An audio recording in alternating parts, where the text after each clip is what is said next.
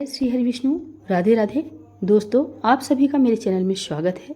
आज हम आपके लिए फिर से एक प्रेरक हिंदी कहानी लेकर आए हैं, जो कि राजा रानी का बहुत ही सुंदर संवाद है, जिससे आपका मन खुशियों से भर जाएगा, आनंदित हो जाएगा।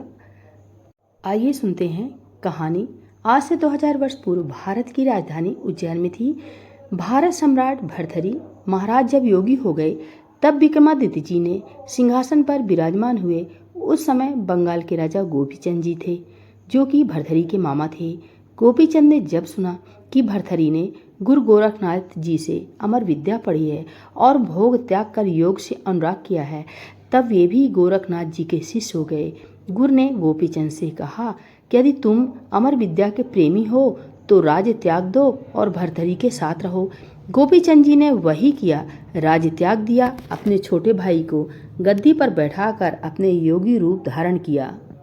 गोरख गुरु के आज्ञानुसार रानी और माता से भिक्षा मांगने के लिए गोपीचंद जी रंग रानी के पास गए। रानी जी कहती हैं, मैं आपको क्या भिक्षा दूं? मेरे आंसुओं का हार लेते जाओ। जनक राजा की तरह क्या आप भोग के अंदर योग को नहीं निभा सकते? तब राजा ने कहा, रानी साहिबा, योग से भी कठिन भोग है।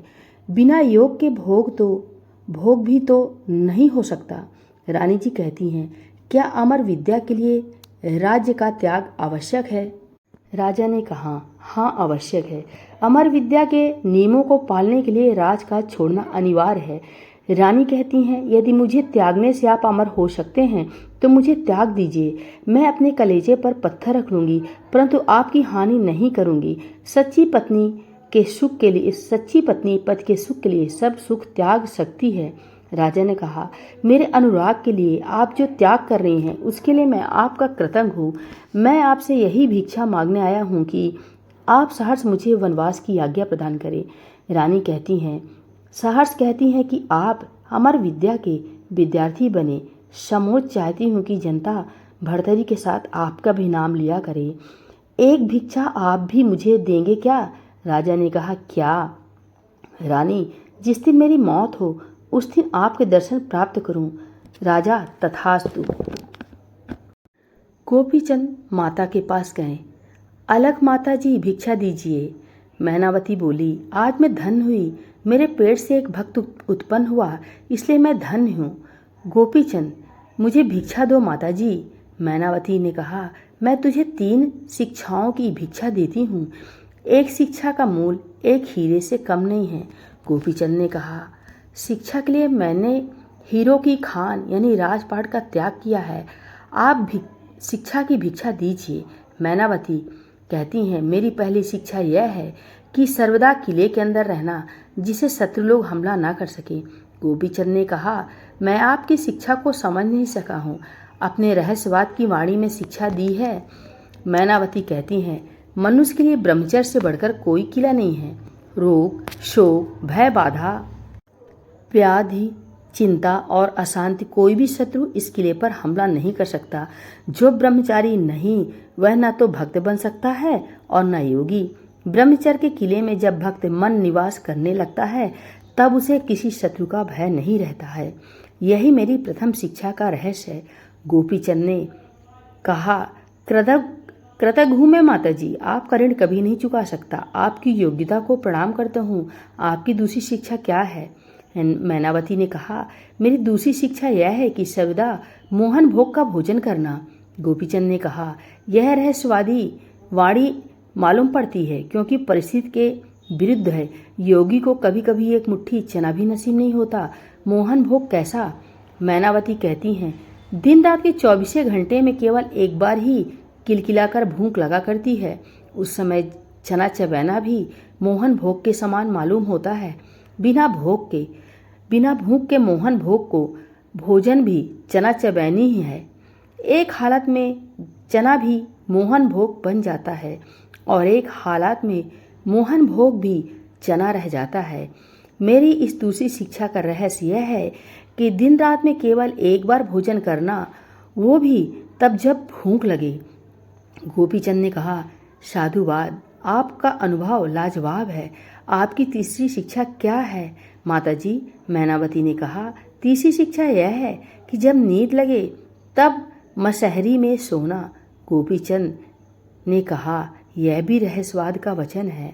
इस शिक्षा का मर्म भी मेरी पहुंच से बाहर की बात है। मैनावती ने कहा, जो लोग निमंत्रण देकर नींद को बुलाते हैं उनको पलंग पर भी अच्छी नींद नसीब नहीं होती है। सोने का समय हो गया, इसलिए सोना चाहिए। इस समझ में जो मसहरी पर भी सोते हैं वे करवटें बदला करते हैं, परंतु जब लकालक नींद आती है तब खेत के ढेलों में भी पड़कर गहरी नींद ली जा सकती है। मेरी तीसरी शिक्षा का यही रहस्य है कि जब खूब नींद आए तभी सोना। हर समय आलसी बने पड़े मत रहना। गोपीचंद ने कहा, साधु साधु, आपकी तीनों अमूल्य शिक्षाएं मैंने अच्छी तरह गांठ बांध ली हैं। ये तीनों रत्न सर्वदा और सर्वदा मेरे पास रहेंगे। मैनावती कहती हैं, पिंगला रानी ने अपने खराब आचरण से अपने पति भर्तृहरि को योगी बना दिया है। मैनावती ने अच्छे आचरण से अपने पुत्र गोपीचंद को योगी बना दिया है। फलतः इस संसार में बुरी से बुरी और अच्छी से अच्छी स्त्री भी मौजूद है। गुरु गोरखनाथ जी ने कहा, वत्स गोपीचंद। गोपीचंद जी बोले, जी महाराज। गोरख ने कहा, तुमने अपनी रानी से क्या भिक्षा प्राप्त की? गोपीचंद, दूसरे के उपकार के लिए अपना स्वार्थ त्याग करना चाहिए। रानी ने मुझे इसी शिक्षा की भिक्षा दी है। गोरखनाथ ने कहा, तुमने अपनी माता से क्या भिक्षा पाई? गोपीचंद जी ने कहा, माता जी ने 3 शिक्षाओं की भिक्षा दी है। पहला ब्रह्मचर्य से रहना, दूसरा खूब भूखे लगे तब भोजन करना, और तीसरा खूब नींद लगे तब सोना। गोरखनाथ जी कहते हैं, ठीक है, तुमको सिद्धि प्राप्ति होगी। प्रत्येक स्त्री प्रवृत्ति का जाल बिछाए बैठी है। प्रत्येक स्त्री का सर्वस्व प्रवृत्ति मार्ग है, परंतु रानी मैनावती ने निवृत्ति का पक्ष ग्रहण किया है। मैंने यह पहली स्त्री देखी है जिसने निवृत्ति से प्रेम दर्शाया है। मैनावती रानी ने सुमित्रा रानी की तरह ब्रह्मा को प्यार किया है। वास्तव में तुम्हारी माता कहलाने योग्य है। मैं उसको श्रद्धापूर्वक प्रणाम करता हूँ। गोपीचंद जी, ईश्वर करे मेरी माता जैसे सब माताएं हो जाएं। तो दोस्तों, आज की कहानी कैसी लगी? अच्छी लगी हो प्लीज़ कमेंट द्वारा बताइए, और चैनल को प्लीज़ सब्सक्राइब कर लें। नमस्कार।